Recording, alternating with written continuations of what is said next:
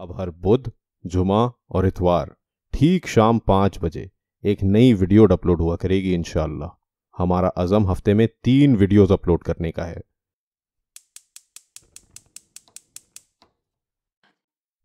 पिछली वीडियो में हमने आपको सूखे सोयाबीन से सोया मिल्क बनाना सिखाया। आज हम आपको इसी होममेड सोया मिल्क से टोफू बनाना सिखाएंगे। टोफू देखने में तो पनीर की तरह होता है, मगर मेरी नज़र में खाने में टोफू पनीर से कम और चिकन से ज़्यादा मिलता जुलता होता है। टोफू का बहुत न्यूट्रल और मामूली सा फ्लेवर होता है, मगर इसकी अच्छी बात यह है कि आप टोफू को मैरिनेट कर सकते हैं। अक्सर लोग टोफू को पनीर का नेमुल बदल समझते हैं, मगर मेरी नज़र में टोफू गोश्त की जगह इस्तेमाल किया जा सकता है। जैसे टोफू के प्योर वेजिटेरियन समोसे बनाए जा सकते हैं, जो खाने में चिकन और वेजिटेबल समोसे या फिर स्प्रिंग रोल का मुकाबला कर सकते हैं। इसी तरह टोफू सूप और स्टर फ्राई डिशेस में भी बहुत आराम से इस्तेमाल किया जा सकता है। इसकी माउथ फील बिल्कुल चिकन के गोश्त जैसी होती है। टोफू स्प्रिंगी होता है। मैं चिकन नगेट्स के कीमे में टोफू मिलाता हूँ। यूं नगेट्स बहुत जूसी बनते हैं और इनकी माउथ फील बिल्कुल कमर्शियल स्टाइल या फिर फ्रोजन नगेट्स जैसी होती है। टोफू चिकन से जरा स्मूथ होता है और ये कहा जा सकता है कि ये चिकन और मशरूम का मिक्सचर है। मेरे YouTube चैनल पे सब्सक्राइब करके फूड साइंटिस्ट चैनल का हिस्सा बने और इसके बराबर में बेल आइकन पे क्लिक कीजिए ताकि मेरी हर आने वाली नई वीडियो आप तक पहुंच सके। आज हम चाइनीज स्टाइल फर्म टोफू बनाएंगे।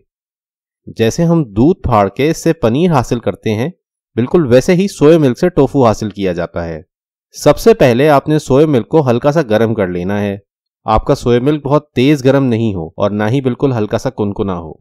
कोशिश करें कि सोया मिल्क 70 डिग्री सेल्सियस जितना गर्म हो। जब सोया मिल्क टेम्परेचर पर आ जाएगा तो फिर हम इसको फाड़ लेंगे। सोया मिल्क फाड़ने के लिए हम पहले एक प्याली में 1 टेबलस्पून सिरका लेंगे। आप इसकी जगह नींबू का रस भी इस्तेमाल कर सकते हैं। इस सिरके में हम आधा प्याली पानी शामिल करेंगे। अब आपने ये पानी मिला सिरका सोया मिल्क में शामिल कर देना है।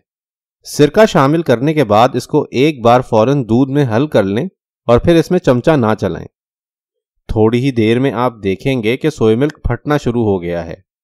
शुरुआत में तो इसकी रंगत दूधिया ही होगी, मगर एक आधा मिनट बाद सोया मिल्क पूरी तरह फट जाएगा और इसके पानी की रंगत लाइट ग्रीन कलर की होगी। यह पानी वह कहलाता है।